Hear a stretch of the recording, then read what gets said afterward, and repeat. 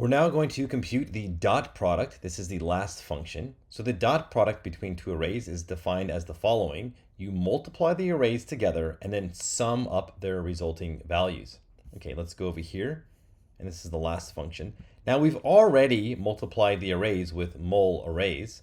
That returns a new array. All we have to do is sum this up. So we don't have to rewrite this code. What we can do here is, so we can just call the mul arrays function and just pass it in our two arrays that are over here. Now this will return the exact same thing as the mul arrays. We just need to sum this up. So we can pass this into the sum function just like this, and that should work. And let's see if we've passed the test.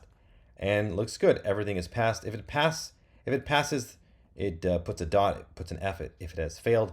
And it says it ran 9 tests, and it says okay. So okay is good. That's what you want to see. That means you've passed all of the tests. Let's once again look over here. And I guess we can copy and paste them one more time. And let's see if we can do the dot product. And we may have to again.